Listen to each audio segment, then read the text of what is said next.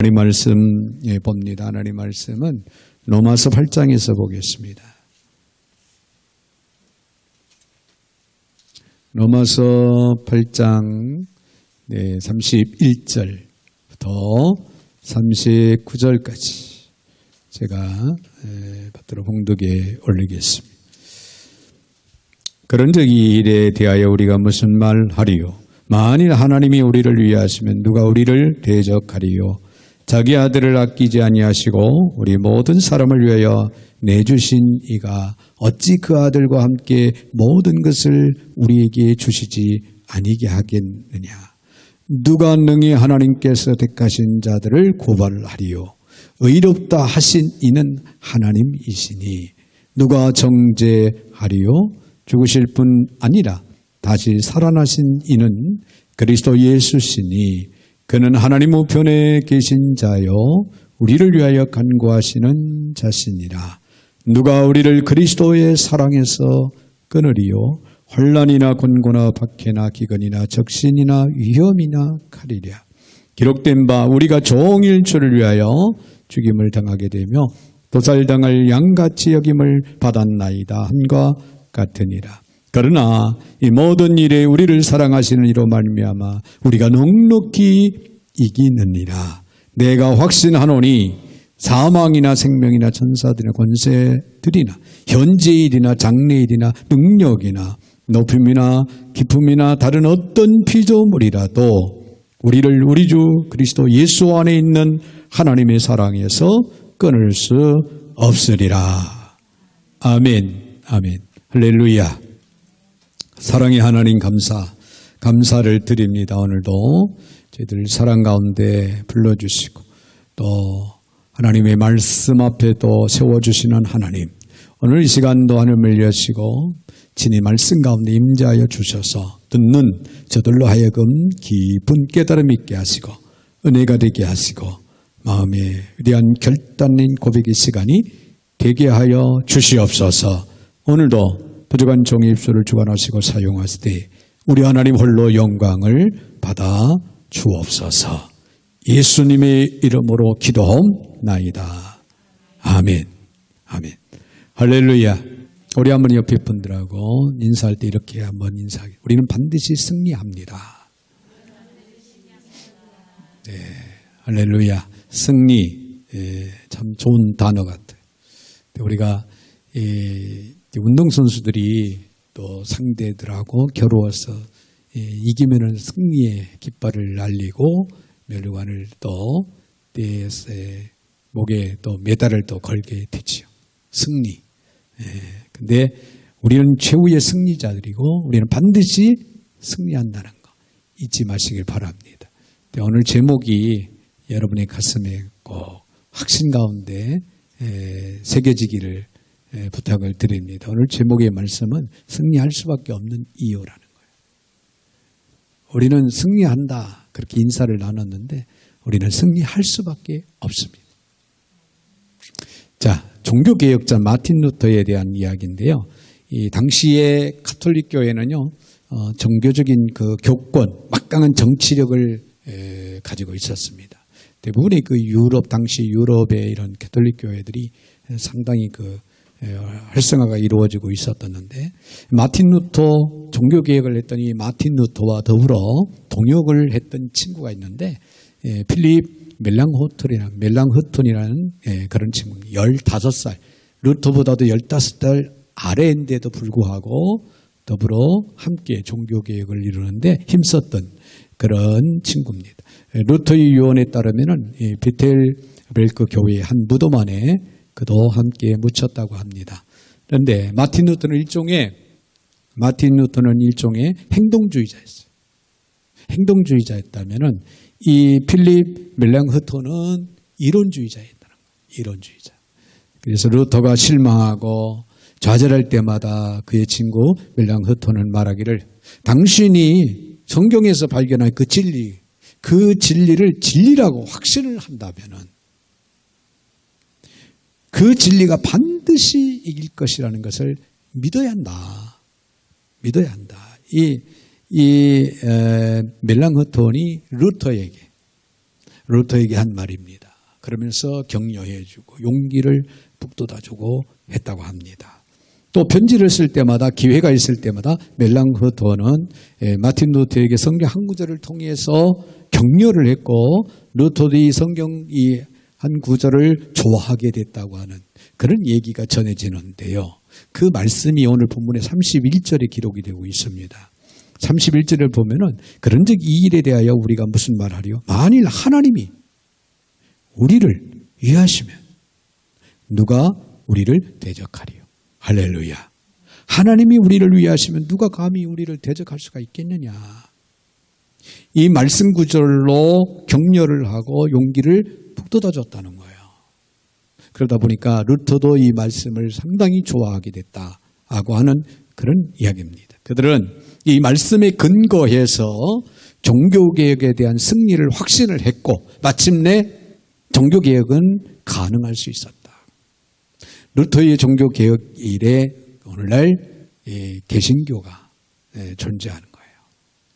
개신교가 탄생을 했고 개신교가 이제 지금 오늘도 존재하고 있고 또 복음을 개신교를 통해서 복음이 증거되고 있다는 거예요. 자, 우리는 동일한 확신을 바울 사도에게서 발견을 할 수가 있는데요.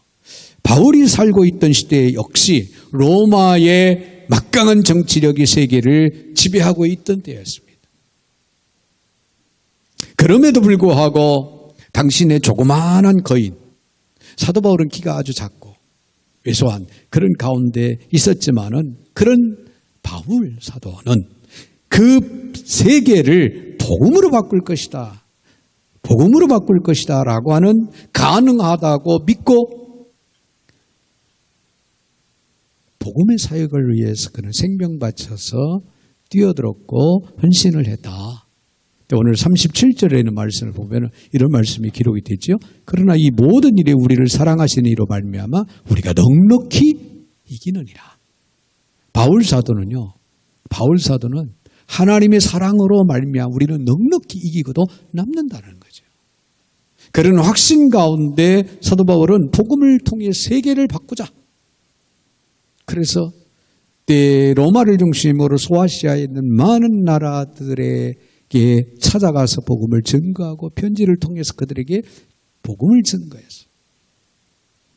여러분, 이 확신은 사도 바울만이 아니라 저와 여러분의 확신이 될 수 있다는 사실을 믿으시기 바랍니다. 할렐루야. 자, 복음은 세계를 바꿀 수 있습니다. 개인적으로도 나의 믿음을 반드시 승리하고야 만다고 하는 사실. 나의 삶에 있어서 나를 향한 하나님의 계획은 그 하나님의 위대하신 계획은 반드시 성취되는 역사가 있다고 하는 사실을 우리는 믿으셔야 됩니다. 여러분, 애어른 할 것 없습니다. 하나님은 여러분 개인 한 사람 한 사람을 향한 위대한 계획을 갖고 계시다는 거예요. 놀라운 일이 아닐 수가 없어요. 자, 우리는 우리 나름대로의 미래를 향한 어떤 계획을 합니다. 이렇게 해서 내가 성장해서 이런 일을 하리라. 이런 계획들을 하죠. 사실 이 계획은요, 안 하는 것보다는 하는 게 좋습니다. 그러나 분명한 것은요, 저와 여러분의 인생은 누구의 손에 달려 있느냐? 하나님의 손에 달려 있어요. 하나님의 계획 속에서 지금까지도 살아왔고 앞으로도 그렇게 살아간다고 하는 사실을 여러분들이 믿으셔야 돼요. 그래서 언제나 우리는 어릴 때부터 하나님을 향한 마음 고백이 있어야 돼요. 하나님, 저는 어떤 삶을 살아가야 될까요? 제가 이 일을 하나님이 기뻐하시는 삶을 살아가려면 저는 부족하니까 하나님이 도와주세요. 이런 기도가 있는 가운데 우리는 성장하고 그렇게 살아가야 되는 거예요. 여러분, 우리가 성전을 이전을 놓고 기도해왔지만 이 어마어마한 하나님의 놀라운 계획과는 좋게 비교할 수가 없는 거예요. 여러분, 그렇지 않습니까? 네. 수많은 사람들이 하나님의 영광을 드러내야 되겠다라고 하는 사실을 그 하나를 저는 생각을 하면서 이곳으로 와야 된다. 저는 그렇게 생각을 했어요. 오늘 당장 내가 사역을 그만두더라도 일단 오는 것이 하나님의 영광을 드러내는 것이다. 왜? 그동안에 우리가 기도해왔기 때문에. 그때 하나님이 살아가시고 하나님의 일하심을 볼 수 있고 증거할 수 있는 계기가 된다라고 하는 사실입니다. 엄청난 하나님의 계획이 계셨다고 하는 사실이에요. 아니, 앞으로 우리는 더 놀라운 일들을 보게 될 겁니다. 할렐루야, 할렐루야. 하나님의 계획은 그렇게 위대하신 건데 바로 오늘 저와 여러분을 향한 계획이 하나님은 계시고 그 계획은 반드시 성취되게 되어 있다, 그런 얘기예요. 이 승리에 대한 확신을 형성하는 근거는 과연 무엇일까요? 오늘 본문에서 우리는 몇 가지 교훈을 얻고자 합니다. 먼저 우리가 생각할 수 있는 것은요, 우리가 반드시 승리할 수밖에 없는 이유가 있어요. 그 이유는 뭐냐? 하나님이 하신다는 거예요. 할렐루야. 내가 하는 것이 아니라, 우리가 하는 것이 아니라 누가? 하나님이 하시기 때문에 우리는 반드시 승리할 수밖에 없다. 우리 개인적인 인생, 우리 가정, 그리고 교회, 하나님이 하시기 때문에 우리는 반드시 승리할 수밖에 없다는 거죠. 그것은 하나님의 주권에 대한 믿음을 가져야 된다라고 하는 가르침입니다. 여러분, 만물을 창조하시고 주관하시고 섭리하시는 분이 누구예요? 전능하신 하나님. 그 하나님의 주권 가운데 오늘 인류는 존재하고 있어요. 우주는 운행되고 있다는 거예요. 오늘 저와 여러분의 삶이 진행되고 있는 거예요. 우리가 참된 그리스도인이고 거듭난 성도들이라면은 우리의 삶에 하나님의 놀라운 승리의 계획을 준비하셨다는 사실을 믿어야 돼요. 그것은 하나님의 절대적인 주권을 우리가 확신하고 믿고 따라야 된다는 그런 얘기도 됩니다. 오늘 28절로 거슬러 올라가 보면요, 우리가 알거니와 하나님을 사랑하는 자고 그 뜻대로 부르심을 입은 자들에게 모든 것이 협력하여 선을 이루느니라. 할렐루야, 할렐루야. 자, 여기에서 사도 바울은 우리가 안다 그렇게 말하고 있어요. 우리가 안다. 그런데 28절과 26절을 비교를 해보면 아주 흥미로운 것을 우리가 발견을 하게 됩니다. 26절을 한번 거슬러 올라가서 한번 다시 봅니다. 이와 같이 성령도 우리의 연약함을 도우시나니 우리는 마땅히 기도할 바를 알지 못한 오직 성령이 말할 수 없는 탄식을 우리를 위하여 친히 간구하시느니라. 할렐루야. 자, 이 말씀에는요, 우리가 마땅히 빌 바를 알지 못한다고 그렇게 기록을 하고 있습니다. 28절에서는 우리는 안다.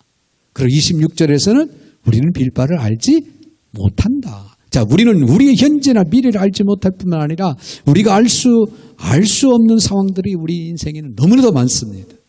우리 한치 앞을 내다볼 수가 없잖아요. 그럼에도 불구하고 바울은 우리가 아는 것이 있다라고 말하고 있습니다. 그것은 하나님을 사랑하고 그 뜻대로 부르심을 입은 자들에게는 모든 것이 어떻게 된다? 협력해서 마침내 하나님의 선을 이룬다는 거예요.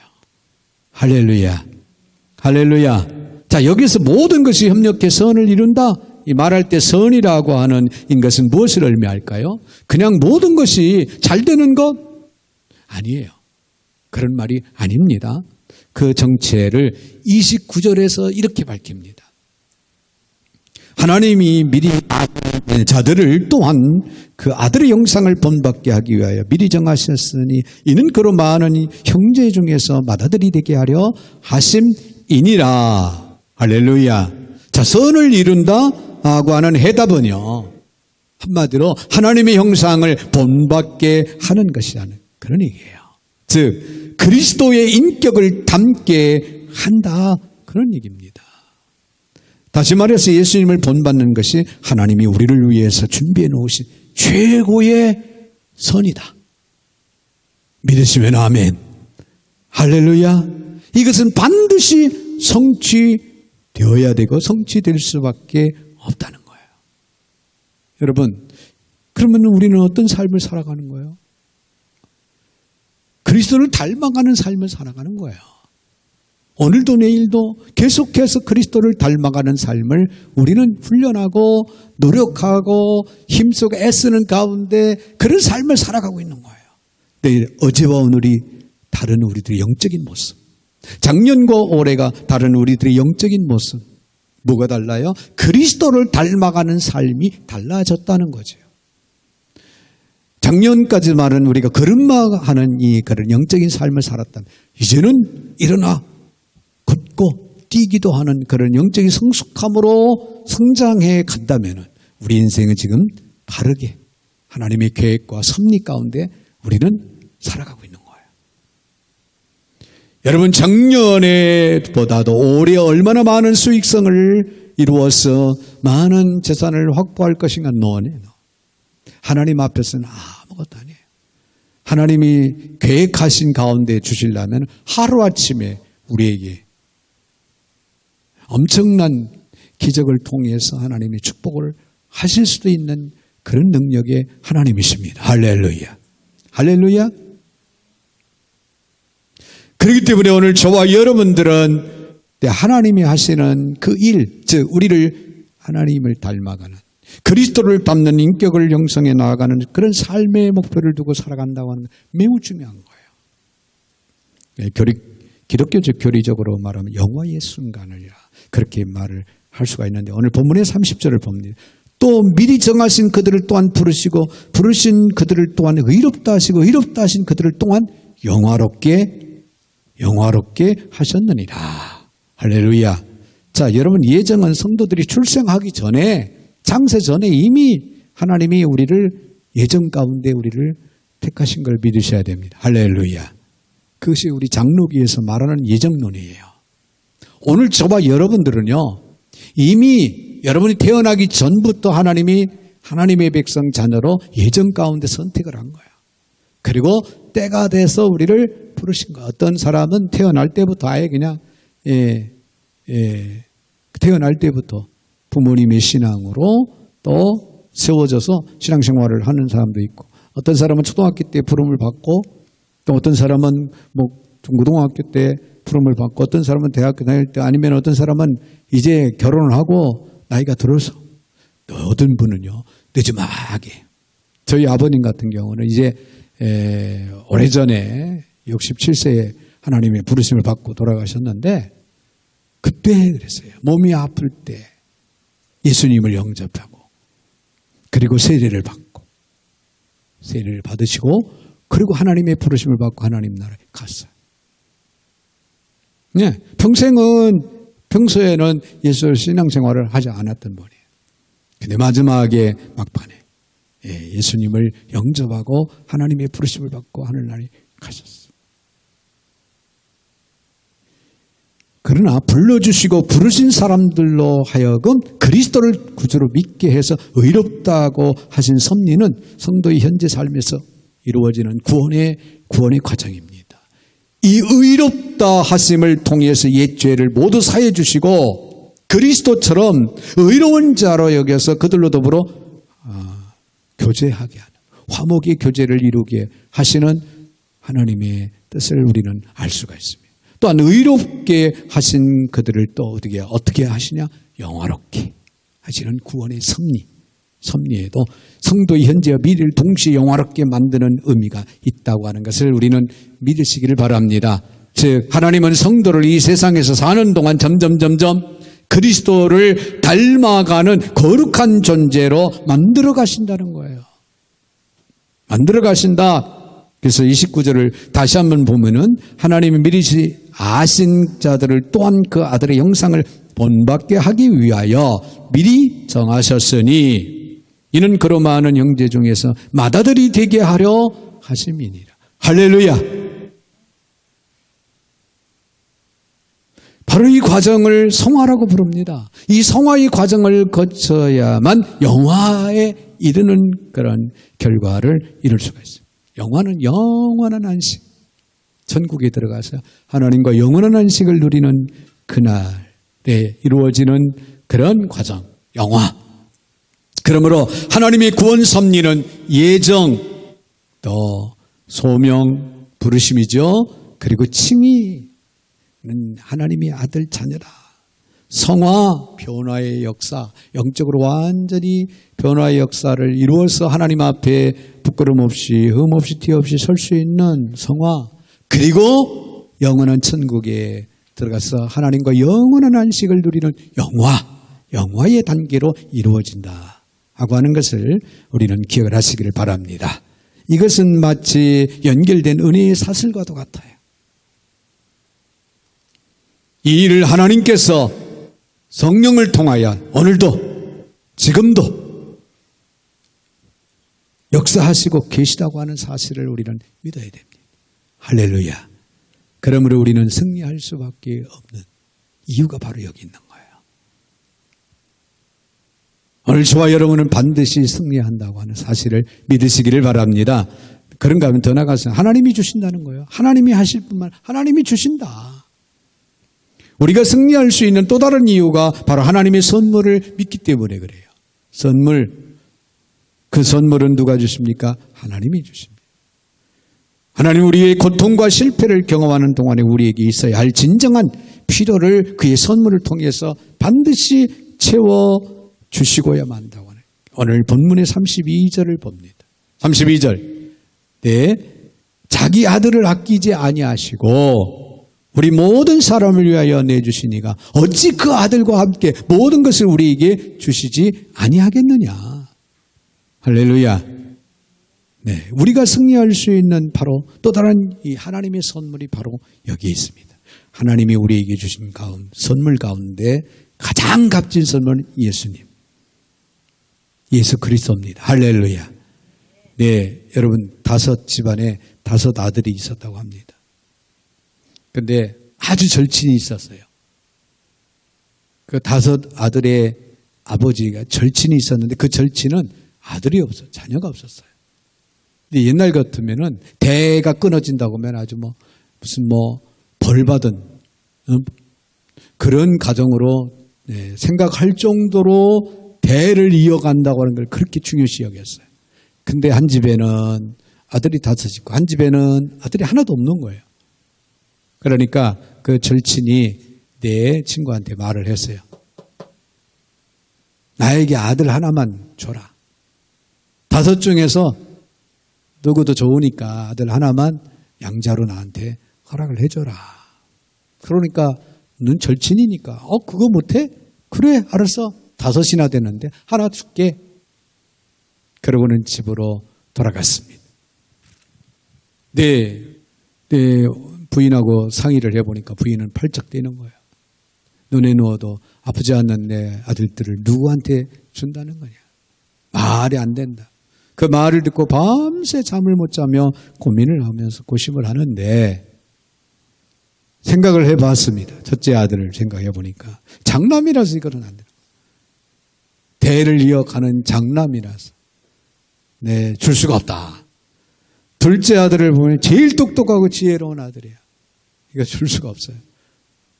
제일 똑똑하고 지혜로우니 줄 수가 없다. 이렇게 생각이 드는 거예요. 셋째 아들을 보니까 이 미남인데다 꼭 자기를 꼭 빼닮은 거예요. 그러다 보니까 아무래도 알게 모르게 애착이 더 가는 거죠. 그래서 이 셋째 아들은 줄 수가 없다. 우리 집안에 그래도 제일 잘생긴 거울과 같다. 넷째 아들은 늘 병약하고 비실비실 된다. 그래 내가 돌보아주지 않으면 어디 가면 이거 큰일 난다는 거야. 잘못 오면 그냥 잘못 오면 더 심각하게 연약해져서 죽을 수도 있다. 돌봐줘야 된다. 내가 옆에서 돌봐줘야 된다. 5째 아들은 막내라는 거예요.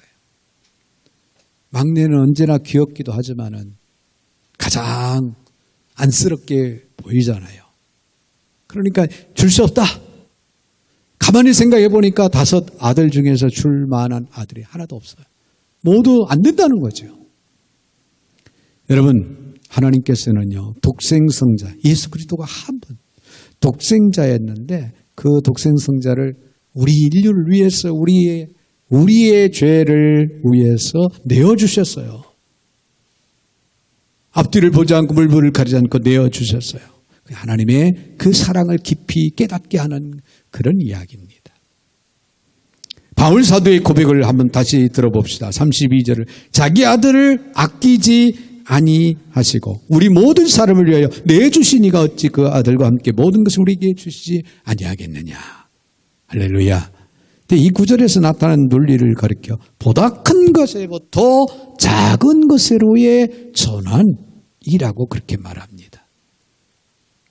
하나님은요, 외아들까지 주셨습니다. 자기의 외아들까지 내어주신 분이 다른 작은 것들을 왜 우리에게 주시지 않겠느냐 이거예요. 아니, 외아들까지 아낌없이 내어주신 그분이 오늘 저와 여러분들에게 필요한 거 그것쯤이야. 얼마든지 죽어도 남는다. 그런 얘기예요. 할렐루야. 여러분, 외아들 예수 그리스도를 내어주심, 이 외아들 예수 그리스도의 사랑에 대한 비중, 우리가 살아가면서 필요한 것들을 구하는 거, 비교할 수 있는 거예요? 비교할 수 없는 거예요? 아무것도 아닌 거예요, 우리가 구하는 것은. 그런데 그런 것들을 줄 수 없겠느냐, 하나님께서. 그렇습니다. 아들을 아끼지 아니하시고 내어주신 그분, 아들과 함께 우리가 필요로 하는 모든 것을 주신다는 거예요. 믿으시면 아멘. 여기서 하나님이 주신다는 그 모든 것은요, 하나님의 아들 그리스도를 본받게 하기 위해 필요한 모든 것을 가리키고 있다는 거예요. 단순하게 우리가 필요한 무슨 생활 속에서 필요한 그런 것을 말하는 게 아니라 여기에서 그 모든 것이라는 것은, 그 모든 것이란 그리스도를 닮아감에 있어서 필요한 모든 것. 이해가 되시면 아멘.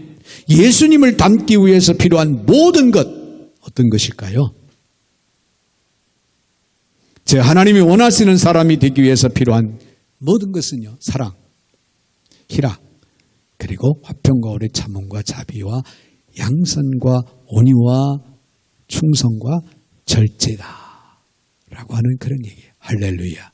여러분, 그리스도를 닮는 삶은요, 성령의 9가지 열매를 늘 생각하면서 그 성령의 9가지 열매를 맺히기 위해서 살아가는 노력이 우리의 삶 가운데 있어지기를 바랍니다. 그렇다면 우리는 그리스도를 닮는 자의 삶을 바르게 살아가고 있는 것이고, 우리는 진정 그리스도를 닮아가는 축복된 그런 삶을 이루게 될 줄로 믿습니다. 하나님께서 예수 그리스도를 본받게 하기 위해서 저와 여러분의 필요로 하는 모든 인격적이며 도덕적이고 영적인 그 모든 필요를 공급해 주신다. 누가? 하나님이 하신다는 거예요. 하나님이 또 주신다는 겁니다. 이 사실을 믿으시기를 바랍니다. 한 가지 더 기억할 수 있는 것은요, 하나님이 사랑이시다. 하나님은 사랑이십니다. 할렐루야. 할렐루야. 자, 우리가 승리할 수밖에 없는 세 번째 이유가 하나님의 사랑에 대한 믿음을 갖고 있기 때문에 우리는 반드시 승리한다는 거예요. 하나님께서 그의 자녀들을 위해서 하나님의 놀라운 계획을 예비하실 뿐만 아니라 그 계획을 반드시 성취하시고야 마신다는 것, 이 사실을 믿어지시면 아멘 하시기 바랍니다. 네, 그 근거가 뭐냐? 37절에 있는 말씀을 봅니다. 그러나 이 모든 일에 우리를 사랑하시는 이로 말미암아 우리가 넉넉히 이기느니라. 할렐루야. 즉 하나님의 사랑으로 말미암아, 하나님의 사랑이 있기 때문에, 하나님은 사랑이시기 때문에, 하나님이 우리를 사랑하시기 때문에 우리는 넉넉히 승리한다.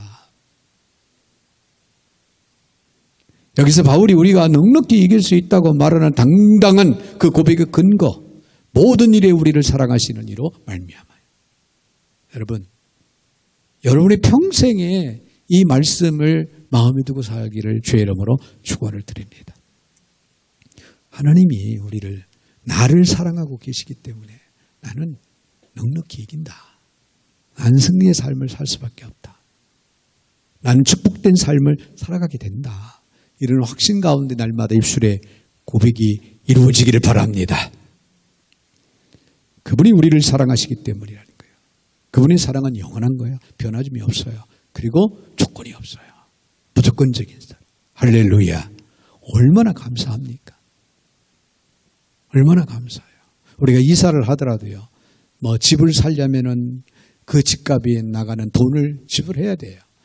때 전세로 살아도 전세금을 넣어야 되고, 월세로 살아가면 매월 또 월세를 내야 그 집에서 내 집이다 하고 살아갈 수 있는 거예요. 조건이 붙어 있어요. 근데 하나님이 우리를 향한 계획 속에서 우리를 사랑하신 그 사랑은요, 조건이 안 붙어요. 할렐루야. 그리고 변함이 없습니다. 영원한 사랑. 그렇다면 삶 속에서 우리가 경험하는 아픔과 고통과 손해에도 불구하고 때로는 나 자신이 연약함 때문에 비틀거리고 낙심하고 또 좌절하고 절망감에 사로잡힐 때 하나님의 목소리의 귀를 막아버리고 영적인 불순종을 할 때 그럼에도 불구하고 나를 사랑하실 때 하나님은 끝까지 오늘 저와 여러분을 사랑하신다는 사실, 나를 향한 계획이 변치 않고 끝까지 완성될 것을 그러므로 우리는 확신하고 믿으시기 바랍니다. 바로 이 영원한 사랑이야말로 우리의 궁극적인 승리에 또 하나의 중요한 근거를 형성한다고 하는 사실입니다. 바울은 본문의 이 중요한 명제 앞에서 35절에서 이런 질문을 던집니다. 누가 우리를 그리스도의 사랑에서 끊으리요? 환난이나 곤고나 때 박해나 기근이나 적신이나 위험이나 칼이랴? 그리고 그리스도의 사랑에서 저와 여러분을 끊을 수 있는 가능성이 있는 것들을 가상적으로 이렇게 제시를 하는데 외적인 환경 요인들, 환난, 곤고, 핍박, 기근, 적신, 위험, 칼, 그리고 38절에서 그에 대한 해답을 내립니다. 38절을 봅니다. 내가 확신하노니 사망이나 생명이나 천사나 권세들이나 현재이나 장래 일이나 능력이나 의품이나 기쁨이나 다른 어떤 피조물이라도 우리를 우리 주 그리스도 예수 안에 있는 하나님의 사랑에서 끊을 수 없느니라. 할렐루야, 할렐루야. 믿으시면 아멘.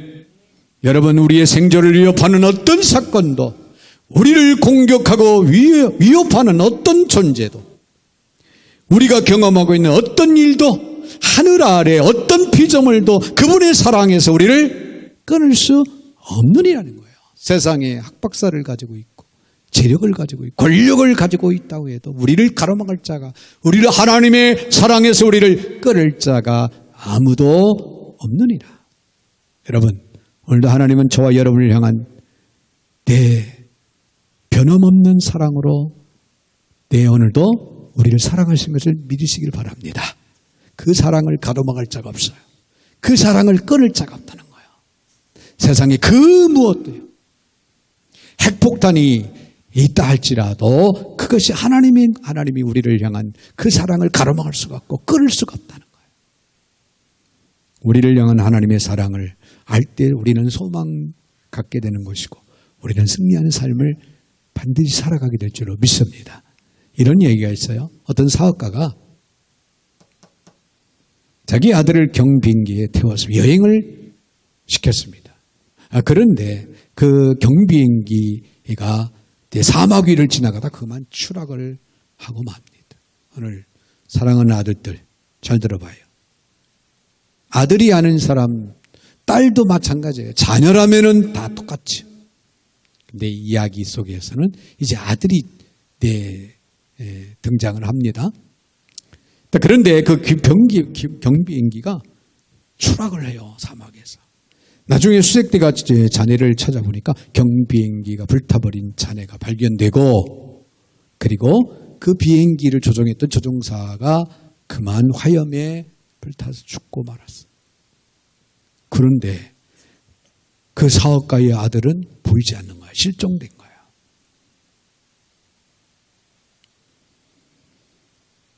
사업가는 크리스천이었습니다. 하나님 앞에 그는 기도했습니다. 하나님, 내 아들이 살아있는지 죽었는지 나는 알 수가 없습니다. 그러나 하나님, 내 아들이 살아있다면 진정 보호해 주시기를 바랍니다. 꼭 다시 만날 수 있도록 복을 주시옵소서. 그렇게 간절한 마음으로 그렇게 기도를 했습니다. 그러면서 그는 고통당하는 아들을 생각하면서 수백만 장의 전단을 이 사막에 뿌리자. 내 아들 사진을 올리고, 그리고 그 아들에 대한 이야기를 거기다 글에 쓰고, 그래서 전단지를 만들어서 그 전단지를 이 사막에 뿌리자. 본 사람이 있으면 살해를 할 테니 연락을 바란다. 네, 사막은 매우 고독하고요, 힘든 곳입니다. 먹을 것도 없고 목마르고 고통스러운 곳이 사막이지요. 아들이 혹시 희망을 잃어버릴 수 있을지도 모른다는 거지요. 자, 아버지의 사랑을 아들에게 전할 수 있는 그런 기회가 됐어요. 어떤 분이 전단을 뿌린다고 하니까 그 전단지에 이런 글을 반드시 기록을 해서 전단지를 만들고 그 전단지를 뿌리십시오 하고 어떤 분이 가르쳐 줬어요. 뭐라고 하냐면 아버지는 아들을 사랑한다. 아버지는 아들을 사랑한다고 하는 이 문구를 넣으라고 그랬어요. 그래서 전단지를 만들었어요. 근데 거기에다가 아주 크게 아버지는 아들을 사랑한다. 눈에 확 보이게 그렇게 글을 넣고 전단지를 만들어서 뿌렸습니다. 아들아, 아빠는 너를 너무너무 사랑한다. 수백만 장의 전단이 뿌려졌습니다. 그리고 아버지에게 하는 말이 아들이 얼마 후에 기적적으로 살아왔습니다. 근데 그 아들이 하는 말이 어떤 말을 했냐면 아버지에게 이런 말을 합니다. 아버지가 제가 며칠 동안 굶고 방향도 모르고 탈진할 즈음에 이 전단지에 아버지의 글을 제가 발견을 하게 됐습니다. 아버지가 나를 이렇게 사랑하신다면은 반드시 나를 포기하지 않을 거다. 반드시 포기하지 않을 거다. 어떤 수단과 방법을 가리지 않고 돈이 얼마나 들든 간에 반드시 나를 찾아 나설 것이다. 이 사실을 생각을 하니까 갑자기 정신이 바짝 들면서 살아야 되겠다. 어떻게든 살아남아야 되겠다. 결국에는 수색대에 발견이 돼서 이 아들은 살아서 돌아오게 됩니다. 아들은 그 말 한마디, 아버지가 아들을 사랑한다고 너무 이 말 한마디에 용기를 얻고 희망을 갖고 죽음을 포기하지 않고 살아남기 위해서 더욱 몸부림을 치다가 결국에는 수색대에 발견을 하고 살아나는 기적이 일어났다. 그런 얘기예요. 사랑하는 여러분, 그렇습니다. 아들을 향한 아버지의 사랑, 그 아들에게 초인적인 힘을 발휘하게 했다고 하는 그런 얘기가 됩니다. 우리가 아무리 힘들고 어려운 처지에 있더라도 가족을 향한 사랑, 아내와 남편을 향한 그 사랑은 위대한 힘을 발휘할 수가 있습니다. 할렐루야. 하물며 우리를 향한 하나님의 그 사랑을 우리가 깨달을 때 여러분, 이 세상이 상상할 수 없을 만큼 험난하고 무지하다. 악의 영들이 삼킬 자를 두루찾고 있다 할지라도 하나님이 우리를 포기하지 않는 사랑으로 끝까지 우리를 사랑하고 있는 이상, 할렐루야, 우리는 반드시 승리한다는 거예요. 이 사실을 여러분이 확신하고 믿고 날마다 강하고 담대하게 살아갈 수 있는 저와 여러분이 되시기를 주의 이름으로 축원을 드립니다. 거룩하신 하나님 감사합니다.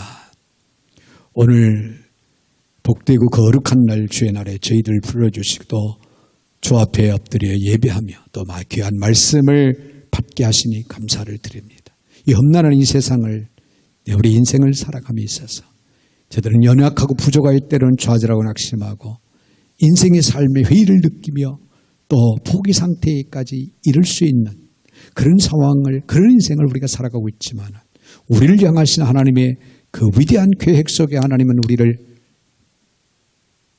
채워주시고 또 사랑하신다고 하는 이 확신, 오늘 주어지는 말씀을 통해 다시 한번 하나님 확신 가운데 고백할 수 있는 저와 모든 성도들이 되게 하여 주셔서 저희들의 인생에 있어서 하나님의 승리할 수밖에 없는 아름다운 승리의 삶을 살아갈 수 있는 축복이 있게 하여 주시옵소서. 예수님의 이름으로 축복하며 기도하옵나이다. 아멘.